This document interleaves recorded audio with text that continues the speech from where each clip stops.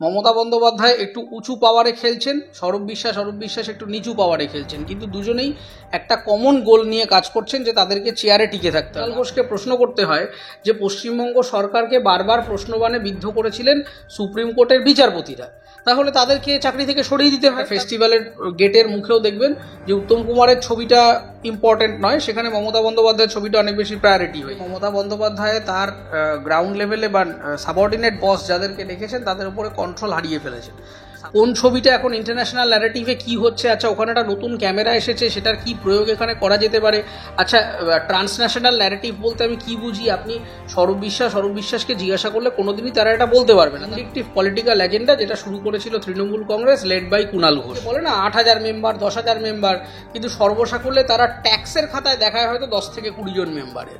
তার মানে অন্তত 300 থেকে 400 কোটি টাকার একটা করাপশনের একটা ইঙ্গিত আবার পাওয়া যাবে। মমতা বন্দ্যোপাধ্যায়ের খাস লোক নাকি ববি হাকিমের খাস লোক নাকি অভিষেক বন্দ্যোপাধ্যায়ের খাস লোক, তার উপর ডিপেন্ড করছে আমার ক্রেডিবিলিটি কতটা, মানে আমি কি জানি কাজটা, তার সাথে আমার কম্পিটিশনটা জাজ করা হচ্ছে না। প্রকৃতপক্ষে তো এটাই বোঝানো হচ্ছে যে আমরা মুখ্যমন্ত্রীর কথা মানি না। নমস্কার, বিবিধ নিউজে আমি অমিত রয়েছি আপনাদের সঙ্গে। পরিচালক রাহুল মুখোপাধ্যায়ের পর এবার পরিচালক সৃজিত রায়, তার কাজে বাধা দেওয়ার একটা অভিযোগ টলিউডে এই মুহূর্তে বহু চর্চিত একটি বিষয়। এবং বারবার কেন টলিউডে এরকম অচল অবস্থার তৈরি হচ্ছে সে বিষয়ে আমরা জানবো। এর নেপথ্যে ঠিক কী কারণ, কোন রাজনৈতিক সমীকরণ কাজ করছে। আমাদের সঙ্গে আজকে রয়েছে অরিত্র দত্ত বণিক। আমরা বিবিধ নিউজে স্বাগত জানাচ্ছি। অরিত্র, বারবার এরকম টলিউডে যে অচল অবস্থা, এর নেপথ্যে ঠিক কী কারণ বলে তোমার মনে হয়?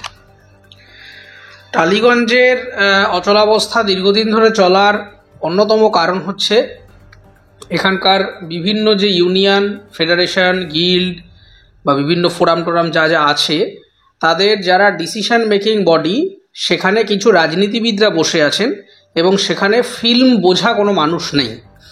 যাদের নাম বারবার করে উঠে আসছে, ধরুন এই গিল্ডগুলি যারা চালান, পরোক্ষে নাম উঠে আসছে এই অরূপ বিশ্বাস এই ধরনের যে লোকগুলোর, এনারা কিন্তু পলিটিশিয়ান। এনারা দূর দূরান্তেও ফিল্ম ইন্ডাস্ট্রির সাথে জড়িত নন। মিডিয়া টেকনোলজির সাথে, প্রোডাকশন পদ্ধতির সাথে কিভাবে কাজ হয়, আধুনিক কি প্রযুক্তি এসেছে, একটা ফিল্মের এক্স্যাক্ট একটা ওয়ার্কফ্লো কি, এই মুহূর্তে ফিল্মের কি ধরনের ন্যারেটিভ চলছে সারা পৃথিবীতে, ফিল্মের কীরকম বাজার, এই নিয়ে কোনো সম্যক ধারণা তাদের নেই। তারা তাদের রাজনৈতিক জায়গাটায় ঠিক আছেন, তারা সেটাই কম্পিটেন্ট নিশ্চয়ই, তার জন্য রাজনীতি করছেন। আমাকে যদি এখন অরূপ বিশ্বাসের চেয়ারে বসিয়ে দিয়ে বলা হয় যে কালচারাল অ্যাফেয়ার্স মিনিস্ট্রিটা চালাতে, আমি যেরকম সেটা চালাতে পারবো না, একই রকমভাবে অরূপ বিশ্বাসের থেকেও এটা এক্সপেক্ট করা যাবে না যে তিনি এসে আমার কাজটা করবেন, ফিল্মের প্রযুক্তিগত দিকটা দেখবেন বা কারিগরি দিকটা দেখবেন।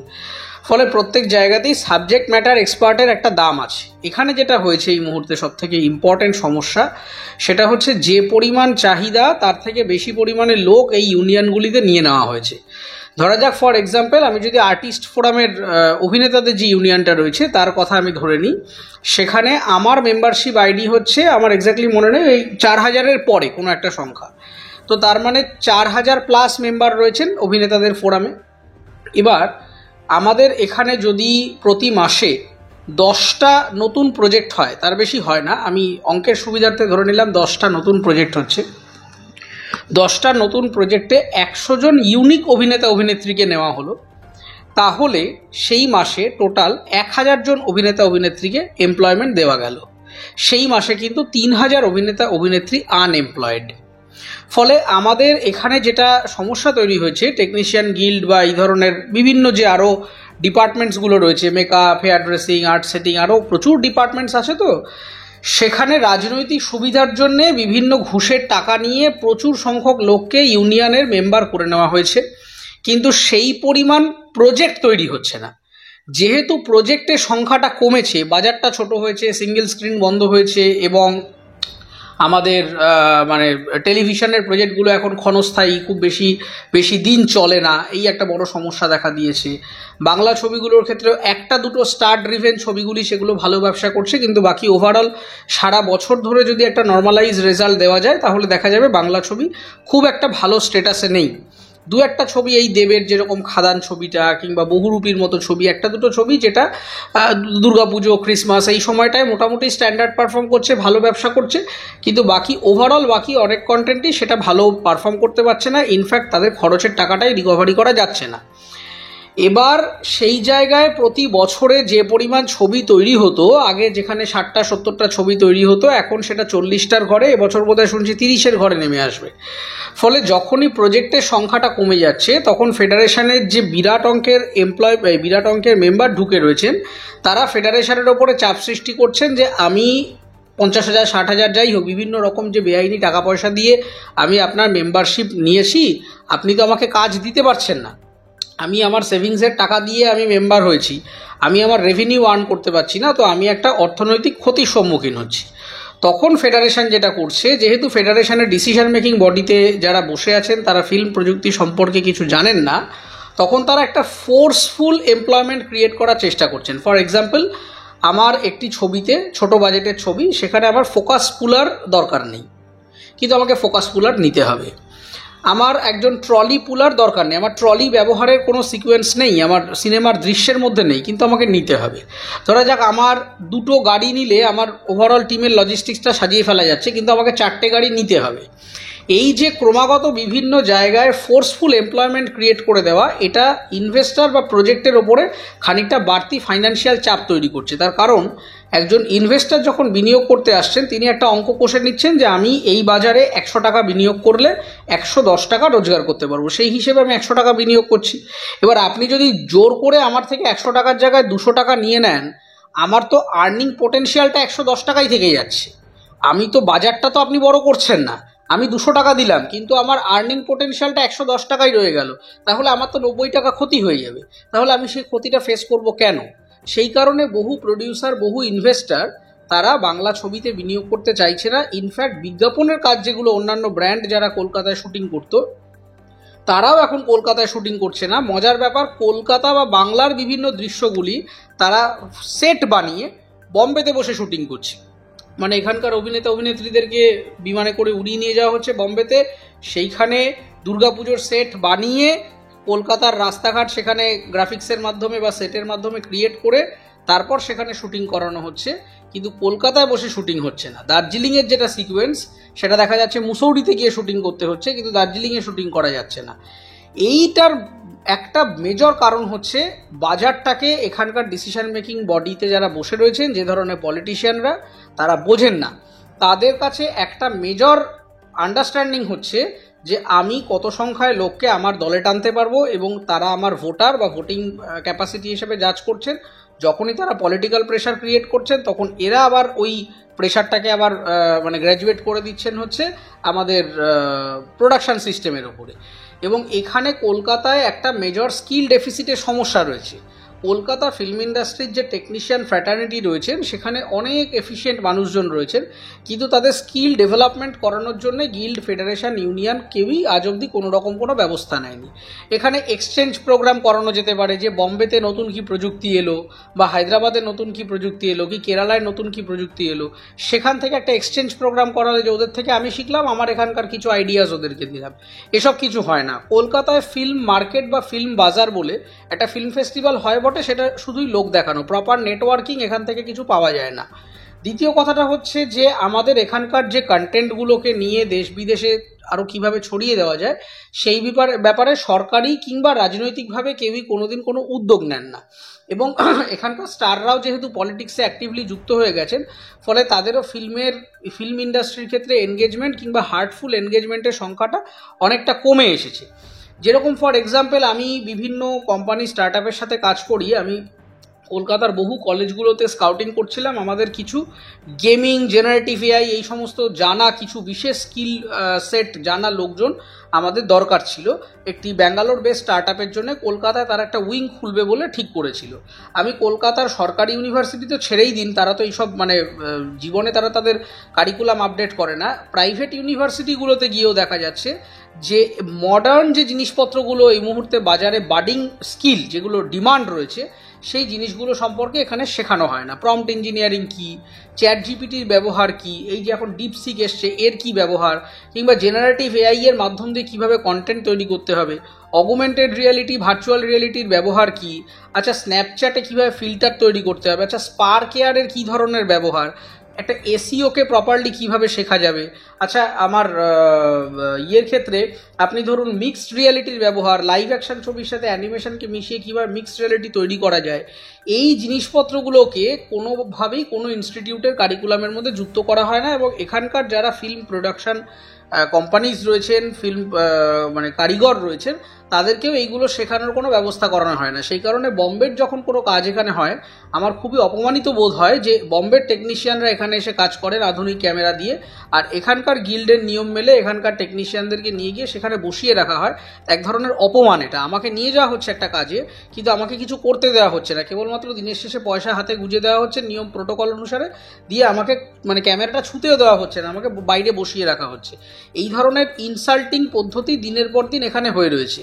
এবার এইটা কেন? একটা বম্বের টিম যদি এখানে আসে, আমি যখন বম্বেতে যাচ্ছি আমি তো এখান থেকে লোক নিয়ে যাচ্ছি না, বম্বের লোকজনরাই আমার সাথে কাজ করছে। আমি যখন কেরালায় যাচ্ছি কেরালের লোকজনরা আমার সাথে কাজ করছে। আমি যখন ব্যাঙ্গালোরে যাচ্ছি ব্যাঙ্গালোরের লোকজনরা আমার সাথে কাজ করছে। তাহলে ব্যাঙ্গালোরের লোকটা এখানে শুটিং যখন করতে আসছে তাকে তার দলবল নিয়ে আসতে হচ্ছে কেন? এখানকার ছেলেমেয়েরা কেন ব্যাঙ্গালোরের টিমটাকে সাপোর্টটা দিতে পারছে না? এইটা তো আমাদেরকে ট্রাভেল শ্যুট করতে হতো। এই ট্রাভেল শুটিংটা করবার জন্য সবার আগে যেটা দরকার সেটা হচ্ছে এই ধরনের রাজনীতিবিদদেরকে ওখান থেকে সরিয়ে এমন কিছু ভিশনারি লিডারকে বসাতে হবে যারা সাবজেক্টটা জানেন।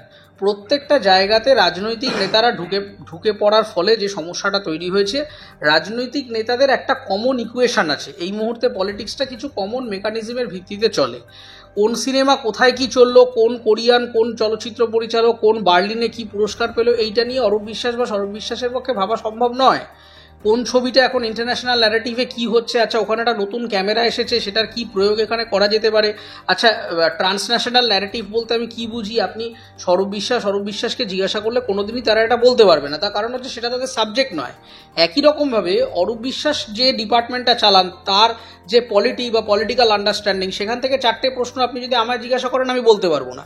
সেই কারণেই সোসাইটিতে ডিভিশন অফ লেবার তৈরি করা হয়েছে, যে সাবজেক্টে এক্সপার্ট সে সেই সাবজেক্টের ভিত্তিতে কাজ করবে। এই স্ট্র্যাটিফিকেশনটা তৈরি করার কারণটাই হচ্ছে যাতে প্রোডাক্টিভিটি ইনক্রিজ হয়। এবং আমাদের যেটায় ফোকাস করা উচিত এই মুহূর্তে সেটা হচ্ছে যে একটা প্রোডাকশানের মধ্যে জোর করে 5টা লোক না বাড়িয়ে নাম্বার অফ কন্টেন্ট কিভাবে বাড়ানো যায়। আপনি দেখুন সারা পৃথিবীতে যখন ওটিটি রেভলিউশন শুরু হলো সেখানে বাংলায় ওটিটির সংখ্যা কমতে আরম্ভ করলো। এই হইচই, তারপরে এই ক্লিক, আড্ডা টাইমস, এই দুটো প্রায় ম্রিয়মান, এই দুটো ছাড়া আর এই হইচইটা ছাড়া আর কিন্তু নতুন কোনো ওটিটিকে আমরা সেইভাবে বাইরে উঠে আসতে দেখলাম না। কিন্তু আপনি বম্বেতে এয়ারপোর্টে যখন নামবেন, আপনি নেমেই যখন সিটিতে ঢুকছেন বা আন্ধেরির দিকটায় ঢুকছেন, আপনি দেখবেন প্রচুর বড় বড় হোর্ডিং, কত ওটিটি প্ল্যাটফর্ম নতুন, সেগুলো হয়তো খুব দুর্ধর্ষ কিছু কন্টেন্ট তৈরি করছে না কিন্তু মার্কেটে আছে, ফলে মার্কেটটা গ্রোয়িং মার্কেট। আপনি যখন কেরালায় চলে যাবেন প্রচুর এরকম ওটিটি প্ল্যাটফর্মে দেখবেন যেগুলো রিজিওনাল কন্টেন্ট প্রোডাকশন করছে। আপনি উড়িষ্যায় চলে যান, সেখানে দেখবেন প্রচুর NXT থেকে শুরু করে প্রচুর এরকম নতুন ওটিটি প্ল্যাটফর্ম আছে যারা কন্টেন্ট প্রোডাকশন করছে। এবার ঘটনাটা হচ্ছে আমাদের বাংলায় ইনভেস্টর নেই। আমাদের বাংলা চলচ্চিত্র, বাংলা ভাষা, বাংলা থিয়েটার, এই জিনিসগুলোর বাজারের যে ইকুইটি সেটা নষ্ট হয়ে যাচ্ছে ক্রমাগত। সেই কারণে যেটা হচ্ছে যে একটা বড় অঙ্কের লোক আনএমপ্লয়েড হয়ে যাচ্ছে, সেই তখনই ফোর্সফুল আমাকে সেখানে এমপ্লয়মেন্ট ক্রিয়েট করতে হচ্ছে। আর এখন যেটা আরও একটা মানে একটা গোদের ওপর বিস্ফোরা হয়েছে সেটা হচ্ছে যে নতুন একটা কথা শোনা যাচ্ছে, সারফেস হয়েছে, যে সমস্ত ডিরেক্টররা মিডিয়ায় গিল্ড, ফেডারেশন কিংবা ইনকামবেন্ট গভর্নমেন্টের বিপক্ষে কথা বলেছিলেন তাদের সাথে টেকনিশিয়ানরা মার্ক করে করে অসহযোগিতা শুরু করছে। এর মূল কারণটা হচ্ছে ভিন্ডিকটিভ পলিটিক্যাল এজেন্ডা, যেটা শুরু করেছিল তৃণমূল কংগ্রেস লেড বাই কুণাল ঘোষ। তার কারণ কুণাল ঘোষই প্রথম এখানে এসে বলতে আরম্ভ করলেন প্রেস কনফারেন্স করে যে মুখ্যমন্ত্রীকে যারা সমালোচনা করেছেন, তির্যকভাবে আক্রমণ করেছেন, সেই ধরনের কোনো শিল্পীদেরকে কোনো পাড়ার ক্লাবের অনুষ্ঠানে যেখানে তৃণমূল স্পন্সার্ড প্রোগ্রাম হচ্ছে বা প্যাসিভলি তৃণমূল জড়িয়ে আছে তারা সেখানে ডাক পাবেন না। এবং হচ্ছে গিয়ে মানে কোথায় কোন ক্লাবে কোন আর্টিস্ট ইনভাইটেড হবেন সেটা তৃণমূলের উচ্চপদস্থ স্টেক হোল্ডারদের থেকে অ্যাপ্রুভাল নিয়ে তারপর তাদেরকে ইনভাইট করতে হবে। এই কথাটা বলার পর থেকেই কিন্তু একটা ভিন্ডিকটিভ আফটার শক তৈরি হলো ওভারঅল কালচারাল ইন্ডাস্ট্রিটার উপরে। তার কারণ হচ্ছে যে গণতান্ত্রিক পরিবেশে প্রত্যেকটা মানুষের অধিকার আছে একটা সরকারকে বা কোনো মানে সরকার না হলেও সে যদি সাধারণ মানুষ হয়, আপনারও অধিকার আছে আমার বিরুদ্ধে কথা বলার, আমারও অধিকার আছে আপনার বিরুদ্ধে কথা বলার। হ্যাঁ, সেটা উইথ আ সার্টেন লিমিটস। নিশ্চয়ই আমি আপনাকে অকথ্য গালাগাল করলে সেটা কখনোই ফ্রিডম অফ স্পিচের মধ্যে পড়ে না, বা আপনিও আমাকে জাতপাত তুলে ধর্ম তুলে গালাগালি করলে সেটা ফ্রিডম অফ স্পিচের মধ্যে পড়ে না। কিন্তু আরজিকর ঘটনাকে কেন্দ্র করে যেভাবে সারা ভারতবর্ষে সমালোচনা ঝড় উঠেছিল, তাহলে কুণাল ঘোষকে প্রশ্ন করতে হয় যে পশ্চিমবঙ্গ সরকারকে বারবার প্রশ্নবাণে বিদ্ধ করেছিলেন সুপ্রিম কোর্টের বিচারপতিরা, তাহলে তাদেরকে চাকরি থেকে সরিয়ে দিতে হয়। তার কারণ সিভিক ভলান্টিয়ার নিয়োগে পলিটিক্যাল প্যাট্রনেজ আছে কিনা, গভর্নমেন্ট কি করে এই ধরনের ল্যাকাটেসিক্যাল মিস্টেকগুলো করে, সিভিক ভলান্টিয়াররা কি করে এরকম আনব্রিডেড পাওয়ার পাচ্ছে, এই কথাগুলো সুপ্রিম কোর্টেও বলা হয়েছে। অভয়ার ফাইনাল যে বিচারটা তৈরি হয়েছে 172 পাতার জাজমেন্ট, সেখানেও সরকারের সমালোচনাই করা আছে। সেখানেও কলকাতা পুলিশের অব্যবস্থা, তাদের ত্রুটি, পদ্ধতিগত ত্রুটি, খারাপ ব্যবহার, এই কথাগুলো লেখা আছে। তাহলে কি বলতে হয় আমাদের, যে যেহেতু পুলিশের সমালোচনা করেছেন জজ সাহেব, তাহলে জজ সাহেবকে তাহলে চাকরি থেকে সরিয়ে দিতে হবে। তাহলে তো আইন, আদালত, বিচার ব্যবস্থা, গণতন্ত্র কোনো কিছুই রাখা যাবে না। যে কুণাল ঘোষ এই মানে এই ডক্ট্রিনটা প্রোপাগেট করলেন, সেই কুণাল ঘোষ এক সময় প্রিজন ভ্যান চাপড়ে বলেছিলেন যে সারদার সব থেকে বড় বেনিফিশিয়ারি নাকি মমতা ব্যানার্জি, এবং তিনি মমতা ব্যানার্জিকে চোর পর্যন্ত বলে ডিরেক্টলি মানে ইনডিরেক্টলি আর কি ইঙ্গিত করেছেন, যাচ্ছে তাই কথা বলেছেন আদালত চত্বর থেকে ঢোকার সময়, বেরোনোর সময়, মেডিকেল টেস্টের সময়, মানে সেগুলো প্রচুর আর্কাইভে পাওয়া যাবে। এবার ঘটনা হচ্ছে সেই ব্যক্তি এখন যখন ফ্লিপফ্লপ হয়ে হঠাৎ করে মমতা ব্যানার্জি জিন্দাবাদ বলছেন এবং তিনি একটা স্পোক্সপারসন হয়ে বসেছেন, তাহলে তার লজ্জা করছে না যে তিনিও তো একসময় এই কথাগুলো বলে এসেছিলেন, তাহলে তিনি কি করে মানে পাল্টি খেয়ে গিয়ে এই ধরনের কথা বলছেন। ফলে বিষয়টা হচ্ছে যেই মুহূর্তে তৃণমূল কংগ্রেস আরজিকর ঘটনাটায় আসলে সত্যি কথা বলতে কি বেশ বিচলিত হয়েছে অ্যাজ আ গভর্নমেন্ট। তার কারণ হচ্ছে তৃণমূল কংগ্রেসের যারা করেন দলটা, তাদেরও তো প্রত্যেকের বাড়িতে স্ত্রী আছে, সন্তান আছে, ইত্যাদি আছে, তারাও তাদের নিজেদের জীবন সম্পর্কে যথেষ্ট সচেতন। ফলে তৃণমূল কংগ্রেসের বহু না মানে যারা কর্মী, তারাও কিন্তু আরজিকর ঘটনার প্রতিবাদ মিছিলগুলিতে হেঁটেছিলেন। তার কারণ হচ্ছে যে এটা শুধু তৃণমূলকে দোষ দেওয়া হচ্ছে না, এটা একটা ওভারঅল গভর্নমেন্ট সিস্টেমকে একটা সিস্টেমিক রিফরমেশনের কথা বলা হয়েছে। আজকে অভয়ার জায়গায় যদি তৃণমূল কর্মীর কোনো বাড়ির কোনো মহিলার সাথে এই ঘটনা হতো, ঈশ্বর না করুক কারোর সাথে যেন না হয়, কিন্তু আমি হাইপোথেটিক্যাল সিনারিওতে বলে দিচ্ছি, তাহলেও আমাদেরকে পথে নামতে হবে। তার কারণ হচ্ছে যে কখনোই তৃণমূলের বাড়ির কোনো মেয়ের সম্মানহানিটাকে টেকেন ফর গ্রান্টেড করে নেওয়া যাবে না। একজন মেয়ের সম্ভ্রমানেই তিনি হিন্দু হন, মুসলমান হন, শিখ হন, জৈন হন, যে ধর্মের যে জাতির মানুষ হন, তিনি সিপিএম করুন, তৃণমূল করুন, বিজেপি করুন, তাকে কনস্টিটিউশন সিপিএম তৃণমূল হিসেবে দেখে না, তাকে কনস্টিটিউশন ইন্ডিয়ান সিটিজেন হিসেবে দেখে।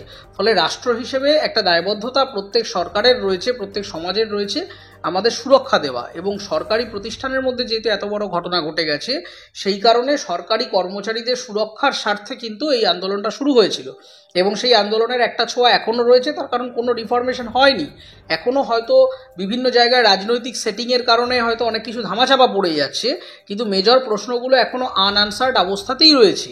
তার কারণ যিনি মারা গেছিলেন বা যিনি ধর্ষিতা হয়েছেন, তিনি একজন সরকারি ছাত্রী, ইনস্টিটিউটের ছাত্রী, তাকে পড়তে কাজ করতে পাঠানো হয়েছিল, তিনি সরকারি প্রিমাইসের মধ্যে বিশ্রামরত অবস্থায় হয়েছে তার সাথে, এবং সরকারি সিকিউরিটি ব্রিচের কথা বলা হয়েছে, যে করেছে সে একজন সিভিক ভলান্টিয়ার, সেও পরোক্ষভাবে একটা সরকারি সিস্টেমের অংশ। ফলে এটা যতটা সহজ ইকুয়েশনে এটাকে মিটিয়ে দেওয়ার চেষ্টা করা হচ্ছে, অতটা সহজ ইকুয়েশনে এটাকে মিটিয়ে ফেলা যাবে না। সেই জায়গা থেকে এই ভিন্ডিকটিভ ভেন্ডেটার রাজনীতির জন্যই আজকে টালিগঞ্জ ইন্ডাস্ট্রিতে যেটা শুরু হয়েছে, যে কে আমার লবি করে না আমি তাকে কোঅপারেট করব না, কে আমার দল করে না, আচ্ছা ওই লোকটা বিজেপির, এরকম বহু অভিনেতাদের ক্ষেত্রেও হয় নিয়মিত, যে অভিনেতাদের দলটা মোটামুটি ধরুন কেউ বামপন্থী, কেউ বিজেপির সাথে জড়িয়ে আছেন, তাদেরকে অডিশনেই ডাকা হয় না। এরকম বহু ক্ষেত্রে এরকম তথ্যও আসে, অনেকে কমপ্লেনও করেছেন যে তাদেরকে এখানে ডাকা হয় না। কোনো ডিরেক্টর, কোনো প্রডিউসার বা কোনো ধরুন এক্সিকিউটিভ প্রডিউসার, সে যদি একটু সরকারের হ্যাঁতে হ্যাঁ করে, নাতে না করে, তাহলেই দেখা যাচ্ছে তাকে পরের প্রজেক্টে আর ডাকা হচ্ছে না। তো তার মানে এটা একটা ফ্যাসিজমের রাজনীতি শুরু হয়েছে, যে আপনি যদি আমার মাইকে কথা না বলেন, আপনি যদি আমার হয়ে কথা না বলেন, তাহলে আমি আপনাকে হয়তো ফিজিক্যালি মারধর করছি না, কিন্তু আপনাকে ভাতে মারার একটা চেষ্টা করছি, আপনাকে ইকোনমিক ডিপেন্ডেন্সির একটা প্রেশার তৈরি করছি, দিয়ে আপনাকে আমি আমার দলে টানার চেষ্টা করছি। এই ফ্র্যাঞ্চাইজি পলিটিক্সটা খুবই খারাপ জায়গায় চলে যাচ্ছে এবং বাংলা সাংস্কৃতিকভাবে একেবারে ডুবন্ত অবস্থায় রয়েছে। তোমার কথা প্রসঙ্গেই দুটো বিষয়ে উঠে এলো, এক হচ্ছে অদক্ষতা প্রশাসনে, আর দুই হচ্ছে লবি। অদক্ষ প্রশাসন বলতে তুমি মূলত যাদের দায়ী করছো অরূপ বিশ্বাস এবং স্বরূপ বিশ্বাস, এবং একটা লবির কথা বলছো যাদের অঙ্গুলি হেলনেই এই কাজকর্মের বিষয়টা দেখা হচ্ছে। টলিউডের অন্তরে কান পাতলেই শোনা যায় যে টলিউডে দুটো লবি বিভক্ত হয়ে গিয়েছে। এক হচ্ছে অরূপ বিশ্বাস, স্বরূপ বিশ্বাস, যারা নাকি মমতা বন্দ্যোপাধ্যায়ের লবি, এবং এই ডিরেক্টর গিল্ডস তারা অভিষেক বন্দ্যোপাধ্যায়ের লবি, এমনটা শোনা যাচ্ছে। সেটা কি সত্যি, মানে কতটা সত্যি? দেখুন, আমি যেহেতু কোনো লবিরই অংশ নই, ফলে কে কোন লবিতে আছেন সেটা আমি জানি না। তবে অভিষেক বন্দ্যোপাধ্যায়ের খুব অ্যাক্টিভ লবি ফিল্ম ইন্ডাস্ট্রিতে আছে বলে আমি কখনো শুনিনি বা আমার। এবং ঠান্ডা লড়াই চলছে, এই ঠান্ডা লড়াইয়ের ফলাফলই এই কর্মবিরতি। না দেখুন, কি একটা লবির সমস্যা তো আছে, কিন্তু যেহেতু অভিষেক বন্দ্যোপাধ্যায়ের প্রসঙ্গটা এলো, আমি কখনো আমার বিভিন্ন ফেস্টিভ্যালেও যে গেছি বা অন্যান্য জায়গাতেও যেহেতু পরোক্ষে বিভিন্ন প্রোডাকশন হাউসের সাথে কাজ করি, সেখানে অরূপ স্বরূপের জুটির যে লড়াইটা, সেই লড়াইটা আছে। কিন্তু সেখানে অভিষেক বন্দ্যোপাধ্যায় ডিরেক্ট কোনো এনগেজমেন্ট বা প্যাসিভ কোনো এনগেজমেন্ট বা তার কোনো আলাদা টিম আন্ডার কারেন্টে আছে বলে আমি কখনো অনুধাবন করিনি। অভিষেক বন্দ্যোপাধ্যায় ভার্সেস মমতা বন্দ্যোপাধ্যায়ের লড়াইটা মেন স্ট্রিম পলিটিক্সে আছে জানি, এখন সম্প্রতি ঢুকেছে কিনা জানি না। যতদিন আমি খুব সক্রিয়ভাবে ফিল্ম ইন্ডাস্ট্রির সাথে জড়িত ছিলাম, তখন কখনোই এই অভিষেক বন্দ্যোপাধ্যায়ের কোনো আলাদা সাবসেট লবি আমি ফেস করিনি বা সেটাকে দেখিনি। এখন যেটা তৈরি হয়েছে সেটা হচ্ছে ডিরেক্টর ভার্সেস টেকনিশিয়ানদের যে ফেস অফ, তাদের একটা মূল বক্তব্য হচ্ছে টেকনিশিয়ানরা নন কোঅপারেশন শুরু করছেন। আসলে টেকনিশিয়ানরা করছেন না, টেকনিশিয়ানদের মাথায় বসে থাকা পলিসি মেকাররা তাদেরকে নির্দেশ দিচ্ছেন করার। কারণ টেকনিশিয়ানরা আলটিমেটলি তো ডে আর্নার, তারা প্রতিদিন যা কাজ করে সেই হিসেবে রোজগার। এটা তো সরকারি চাকরি নয় যে মাসের শেষে মাইনা পাবেন। একদিন কাজ না হওয়া মানে প্রচুর টেকনিশিয়ানের যথেষ্ট অর্থনৈতিক ক্ষতি। ফলে প্রত্যেক দিন কাজ হওয়াটা ডিরেক্টরদের যতটা প্রয়োজনীয়, টেকনিশিয়ানদের জন্যও ততটা প্রয়োজনীয়। তার কারণ হচ্ছে তারা প্রত্যেকেই আলটিমেটলি দিন প্রতি উপার্জন করেন। তো সেই কারণে আমার মনে হয় না যে কোনো মানুষই যে প্রতিদিন কাজ করলে তার বাড়িতে তার অন্নসংস্থান হবে, সে নিজের জীবিকার সাথে এইরকম একটা কাজ করবেন বলে আমি বিশ্বাস করি না। এগুলো হ্যাঁ অবশ্যই এখানে এনাদেরকে দিয়ে করানো হচ্ছে। এদের ওপরে যারা টপ বস বা লিডার্স বসে আছেন বিভিন্ন গিল্ডগুলোতে, সেই গিল্ডগুলির মাথায় হচ্ছে ফেডারেশন। অনেক ছোট ছোট গিল্ড আছে, কম্পোজিশনটা একটা পিরামিড লাইক। অনেক ছোট ছোট গিল্ড আছে, ধরুন makeup artist, hair dresser, costume, set technician, art director, তারপর ধরুন ভেন্ডার, এই সমস্ত বিভিন্ন গিল্ডগুলোকে জুড়ে জুড়ে জুড়ে একটা ফেডারেশন। সেই ফেডারেশনের মাথায় বসে আছেন স্বরূপ বিশ্বাস। এবার স্বরূপ বিশ্বাস হচ্ছে টপ বস। স্বরূপ বিশ্বাস ডিরেকশন দিয়ে দেওয়ার পর সেই নির্দিষ্ট গিল্ডগুলো সেইভাবে ফাংশন করে। এবার এই গিল্ডগুলির যারা টপ বস রয়েছেন তারা ডিরেকশন দিলে জুনিয়র যারা জুনিয়র নয়, যারা সদস্য রয়েছেন তাদেরকে সেইভাবে কাজ করতে হয় একটাই কারণে। তার কারণ হচ্ছে যতটুকু যা কাজ পাওয়া যাচ্ছে সেটা এই গিল্ডের বদান্যতাতেই কাজগুলি পাওয়া যাচ্ছে। আমি যদি গিল্ডের বিপক্ষে চলে যাই, আমি যদি গিল্ডের বাইরে চলে আসি, আমি যদি রিভল্ট করতে আরম্ভ করি, তাহলে যতটুকু এমপ্লয়মেন্ট আমার তৈরি হচ্ছিল মাসে, সেইটুকুও গিল্ড আমার করতে দেবে না, বয়কট করবে, ব্যান করবে। এর আগে আমরা বহু কর্মী সুইসাইড অ্যাটেম্প্ট দেখেছি, এই সমস্ত এগুলো দেখেছি আমি। তো সেই জায়গাতে এই ইউনিয়ন কালচারটা যেগুলো লেফট ফ্রন্টের আমলে শুরু হয়েছিল, সেইটা এখন ম্যাসিভলি একটা ফ্র্যাঞ্চাইজি মডেল এখানে চলে এসছে। তার কারণ হচ্ছে মমতা বন্দ্যোপাধ্যায় যে রাজনীতিটা করেন সেটা একেবারেই একটা ব্র্যান্ড পলিটিক্স। ব্র্যান্ড পলিটিক্স মানেটা হচ্ছে, এটা নিয়ে 2023 সালে economic and political উইকলিতে Dvaipayana Babu, political scientist, Jawaharlal Nehru বিশ্ববিদ্যালয়ের অধ্যাপক, দুর্দান্ত একটি আর্টিকেল লিখেছিলেন যে কিভাবে এই ফ্র্যাঞ্চাইজি মডেলটা কাজ করে। এটা অনেকটা বটম আপ লেভেলে কাজ করে। মানে ফর এক্সাম্পল, ধরুন স্বরূপ বিশ্বাসকে এই চেয়ারে আমি বসিয়ে দিলাম, বা স্বরূপ কেন, যে কোনো জায়গাতে আমি কাউকে একজনকে বসিয়ে দিলাম, আমি হচ্ছি টপ বস। আমার মডেলটা হচ্ছে যে প্রত্যেক জায়গায় তুমি আমার ব্র্যান্ডিংয়ের ভিত্তিতে কাজ করবে। প্রত্যেক জায়গায় ফিল্ম ইন্ডাস্ট্রির একটা ফেস্টিভ্যালের গেটের মুখেও দেখবেন যে উত্তম কুমারের ছবিটা ইম্পর্টেন্ট নয়, সেখানে মমতা বন্দ্যোপাধ্যায়ের ছবিটা অনেক বেশি প্রায়োরিটি হয়ে যায়। তো এই মমতা বন্দ্যোপাধ্যায়ের উদ্যোগে, মমতা বন্দ্যোপাধ্যায়ের অনুপ্রেরণায় অমুক তসু, এই যে ব্র্যান্ডিংটা চলছে, এটা হচ্ছে ব্র্যান্ড ইমেজ। এই ব্র্যান্ড ইমেজের ইকুইটিটা পাবলিক করে দেওয়া হয়। এইটাকে বলা হয় তুমি এটাকে এনক্যাশ করো। এনক্যাশ করে এবার বটম লেভেলে কিছু লোককে আমরা লিডার বানিয়ে দিই, মানে তৃণমূলের কথা বলছি। এবার লিডার বানিয়ে দেওয়ার ফলে যেটা হচ্ছে যে তাদেরকে বলে দেওয়া হলো যে ভাই তুমি এই জায়গায় যা খুশি করো, মাসের শেষে আমাকে এই পরিমাণ টাকাটা তুমি আমাকে ফান্ডিং জেনারেট করে দেবে। এবার ফর এক্সাম্পল আমার ওই ইউনিটে 500 টাকা জেনারেট করতে হবে মাসের শেষে। এবার আমি 500 টাকাটা পেয়ে গেলে আমি চুপ করে বসে থাকছি যে ভাই আমি তোমাকে একটা ব্র্যান্ড ইকুইটি দিলাম, আমার ছবি ব্যবহার করো, আমার ইমেজ ব্যবহার করো, করে তুমি রাজনীতি করো, নিচে তুমি কি করছো সেটা আমি দেখতে যাব না, আমাকে 500 টাকা তুমি ফান্ডিং এনে দাও। এই যে কি করছো দেখতে যাব না পদ্ধতিটা যেই হয়ে যাচ্ছে, তখন নিচু স্তরে যারা রয়েছেন তারা যা খুশি শুরু করছে, সেখান থেকেই ভায়োলেন্স, করাপশন, এই সমস্ত জিনিসগুলো আসছে। এবার 500 টাকা সে পার্টিকে ফান্ডিং করে দিলে পার্টি খুব আনন্দে চুপ করে বসে থাকছে এবং সেই লোকটাকেই লিডারশিপ রোলে ডাকছে, আর ওই লোকটা 500 টাকার পরিবর্তে 50,000 টাকা মার্কেট থেকে তুলছে এবং মানে সেখানে মারধর করে, হুমকি হামকা দিয়ে, এবং নিচের স্তরে যেটা হচ্ছে তার উপরে উপরের স্তরের স্টেক হোল্ডারদের কোনো রকম কন্ট্রোল নেই। মানে মমতা বন্দ্যোপাধ্যায় এর আগে বহুবার ইন্টারভেন করেছেন এই সমস্যার মধ্যে, ইনফ্যাক্ট তার হাউসে বসে, তার অফিসে বসে মিটিংও হয়েছে এই ডিরেক্টর, টেকনিশিয়ান, এদের সকলের। তারপরেও কিন্তু এই সমস্যাটা, এই ফেস অফটাকে সেটেল করা যায়নি।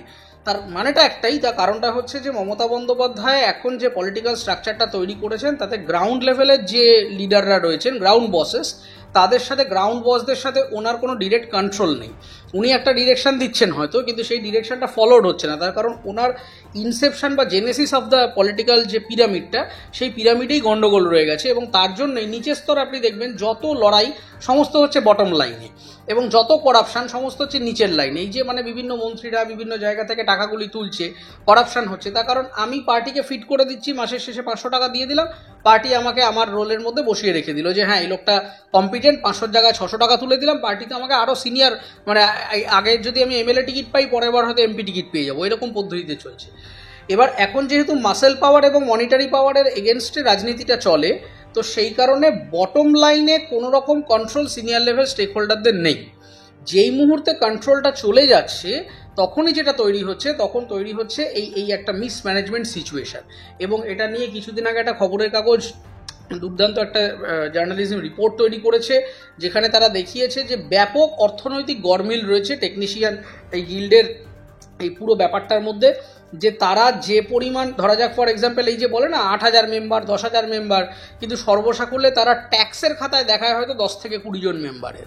তার মানে অন্তত 300 থেকে 400 কোটি টাকার একটা করাপশনের একটা ইঙ্গিত আবার পাওয়া যাচ্ছে। এই নিয়ে একটা খবরের কাগজ খুব ভালো প্রতিবেদন করছিল, জানি না সেটার তারপরে আর কোনো অ্যাক্টিভিটি হয়েছে কিনা, কারণ এই দুর্নীতিটাই যেহেতু একমাত্র অংশ হয়ে গেছে আমাদের ওভারঅল পলিটিক্যাল সিস্টেমের, তো সেখানে ইটস ডিফিকাল্ট টু কমব্যাট। তো এটাকে যদি ঠিক করতে হয় সবার আগে আমি যেটা বলছি, মার্কেটকে বড় করতে হবে। যেহেতু যত দিন যাচ্ছে বিভিন্ন বাজারগুলো ছোট হয়ে যাচ্ছে, যখন বাজার ছোট হয়ে যাবে তখন এখানে হেলদি কম্পিটিশান নেই বাংলায় এই মুহূর্তে কোনো ইন্ডাস্ট্রিতেই।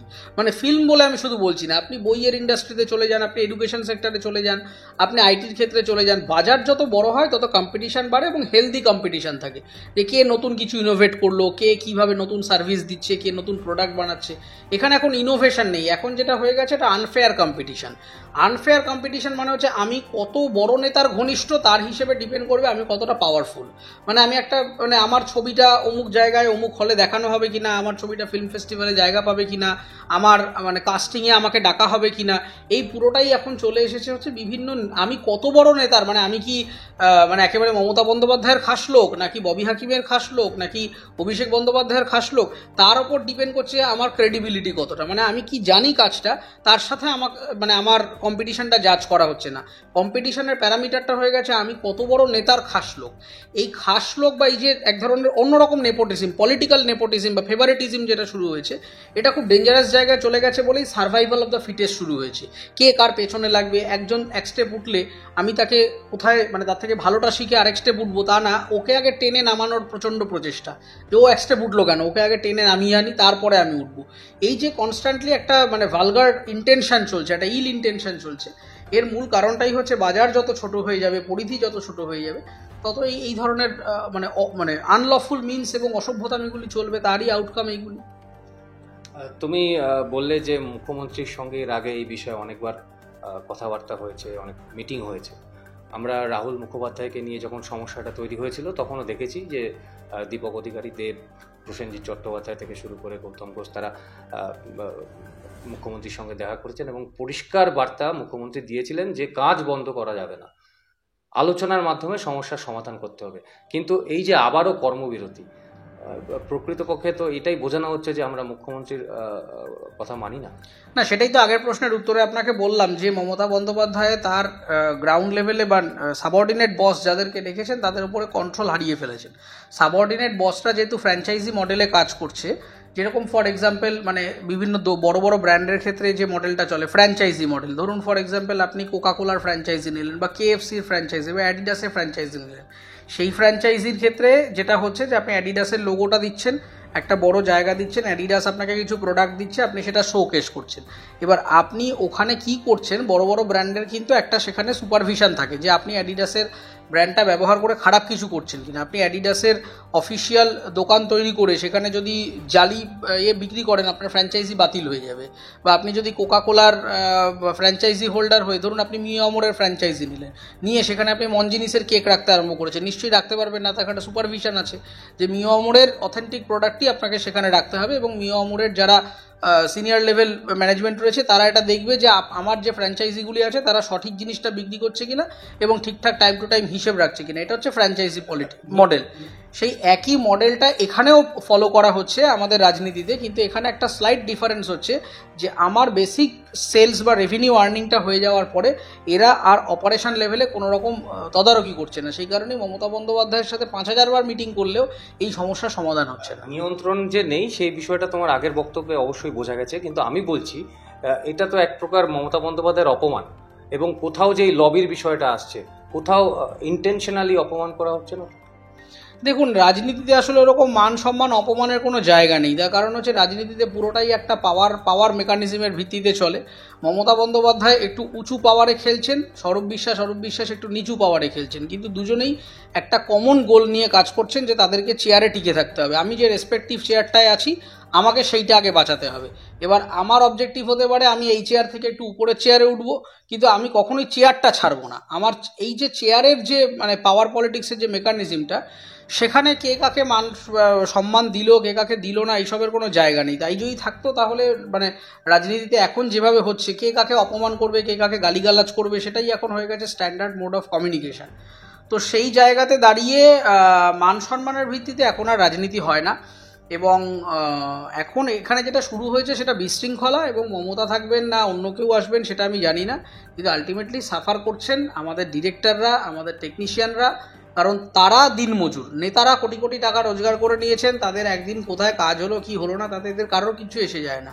তাদের বিরাট সম্পত্তি, 4 জায়গায় ফ্ল্যাট, 5 জায়গায় জমি, প্রচুর মিউচুয়াল ফান্ড ইনভেস্টমেন্ট করে নাকে তেল দিয়ে ঘুমোচ্ছেন, তাদের সত্যিই কিছু এসে যায় না। তারা যদি পরের বার ভোটে হেরেও যান, তার যা রোজগার করে গেলেন এরা এই কয়েক বছরে, তাতে তাদের কোনো রকম ক্ষতি হবে না। তারা জীবনে যা ছিলেন বরং তার থেকে ভালোভাবে থাকতে পারবেন।